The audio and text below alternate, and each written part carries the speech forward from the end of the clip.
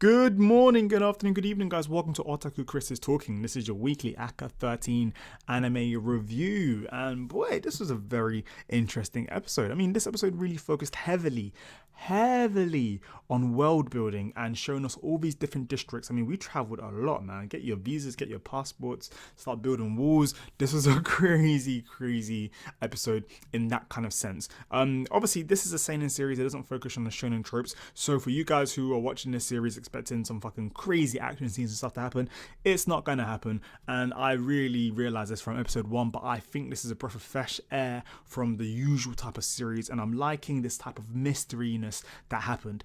This episode did focus heavily on world building. So we start off in the Dower district or Dower kingdom, depending on who you are, depending on how you see it. I mean, they have a kingdom there, so it could be called the Dower kingdom. It's even its own nation, but I know that in the episode they kind of made little references about how people don't like it being called a nation, and especially was it Lilium?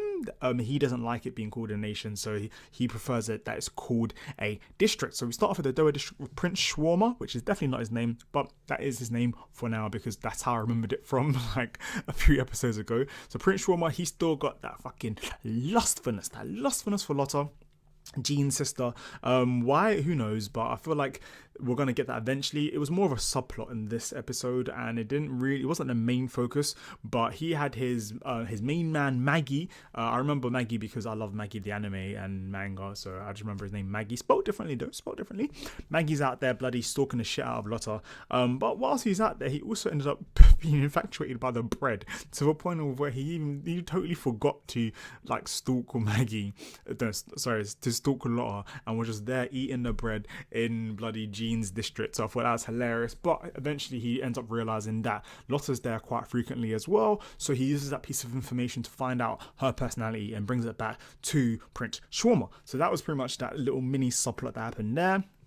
And with the world building that happened in this episode, so we go from the Dower district to what's it called again? Jean's current district, which I totally forgot. If you remember, just let me know in the comment box down below. This is all done in one take. So sorry, not sorry. We also get taken to the Bira district, which seems to be the land of snow. So there's quite a lot of snow going there. We don't really find out exactly what Jean was doing there, but we do know that that in that district is where Jean realized that he was being watched. I mean, he was told by Lilium in a conversation that they had earlier on in the episode, and in that conversation, Lilium basically tells him, "Yeah, you have been watched," and like Jean's like, "Yeah, I know I've been watched, but nothing's really happened over the past month." But Lilium's like, "No, man, it's still happening, and it's someone real close." Obviously, Jean's not that stupid because of the places that he goes to and how he gets. And the only way that someone could watch him is if someone was close to him, especially to watch him that frequently. And it needs to be someone that has access to all areas, basically. So he figured it out. And plus, he also mentions later on when he ends up confronting Nino in the bloody Bira district, in the middle of the woods, the seducing woods. What the fuck? There's like, look, I realized it was you because this and that and this and that. So I thought it was cool that he ended up confronting him about it, but it was like he really didn't care. He was kind of like, okay, cool, I know it's you. I don't really care or want to know why, but once it's all done, let me know what's going on, and that's cool. That's it. Keep doing your job. And I was like, oh, all right. And even Nino was like, even though you're wrapped up in all of this, it's all about you. You honestly give no fucks. So that was pretty cool. Once again, we get to see Jean's personality come through this and how he actually cares and what he really thinks about these situations and how he doesn't want to give away his.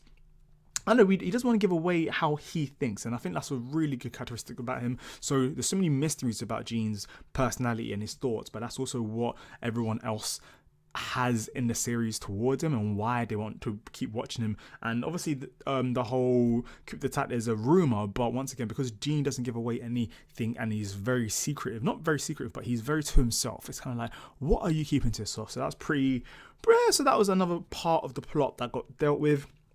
Also, once that got exposed, once Jean exposed Nino, was like, look, I know what you're doing. Later on, we have a scene where the Nino, Jean, and Lotta are having a form of lunch or dinner in a bar, pub place, whatever. And what I thought was pretty cool, pretty interesting, was when Jean was like, oh yeah, by the way, Nino, whilst I'm away doing my audit stuff, could you take out Lotta to dinner every night? So meaning I know where you'll be. And the way Lotta's response was like, "Oh my god, thank you." So it's not like if Nino could even try and say anything or give a reason why or give an excuse why or anything like that. It's kind of like, "Oh, okay, yeah, of course, definitely." And Lotta's like, "Yeah," but Nino's like, "You motherfucker! Now I can't actually stalk you. Now I can't know where you're going." So I thought that was a really good. Like, I don't play chess, but I know that it, like, some references. It's kind of like, all right, checkmate. Basically, he's made his next move in a way, in a direction where he blocks off Nino from doing his job, but in a way where it's like he's still I don't know. Basically, I don't know these check oh my god, not even the right fucking word. These chess need to calm down, Chris. These chess references. So yeah, so I thought that was pretty cool. Once again, we get to see how Gene thinks, his mindset. In the Berry Kingdom was nice.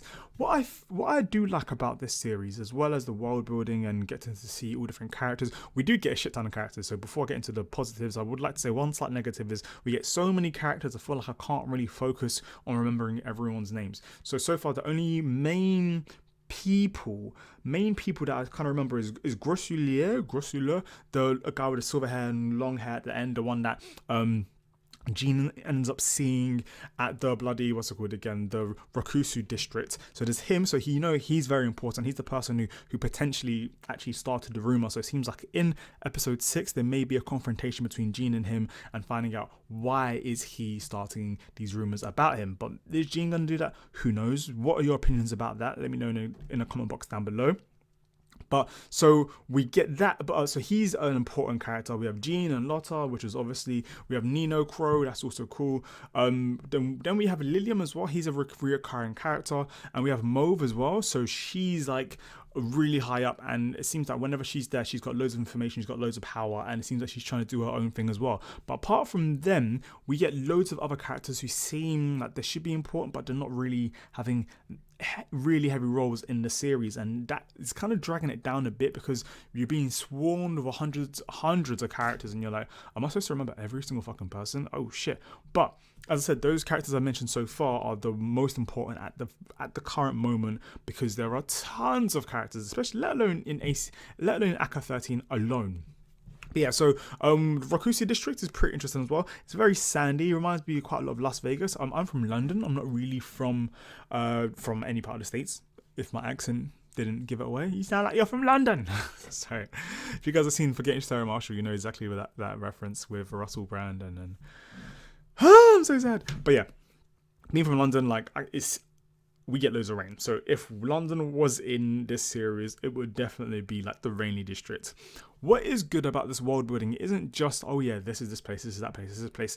This series really focuses on the differences and the dynamics between all of the different districts, and why each district is important, why you would want to go to different districts, and what one district has over another. So I think that part of it's really nice, especially in the Bura district that we get seen today. I wrote a couple notes here. The Bura district has a pretty balanced operation, good amount of trade, quality of life is much better than in Suitsu. That being said, is not as prosperous as Famasu, which I don't remember that district, but if you remember where or what episode, let me know once again. And this district is self-sufficient. Even though it's very cold, the people there are happy and content and able to look after themselves, which is really nice, because the last episode, it really seemed like Suitsu was having a really tough time, and that last week's episode really focused on how shitty or how unfortunate it is for the citizens of that kingdom compared to the Dower kingdom, which seems very like princes and princesses and fucking Disney and shit like that, and like castles on balls, which is amazing, but it's kind of like, how are the residents living there as well? So it seems that Gene's current district seems like our modern day time. Say modern day. So Gene's district where he lives is the one where you see people with phones, cars, everything looks basically regular, everything looks normal. But once you go to the different districts, it looks like they're going to different parts of the world from different time zones, different cultures as usual. But yeah, so that's something that this series has got going very well, and I'm enjoying it for. So yeah, sorry I went on a slight fucking rant. I just kind of really wanted to mainly talk about all the different things that we saw here.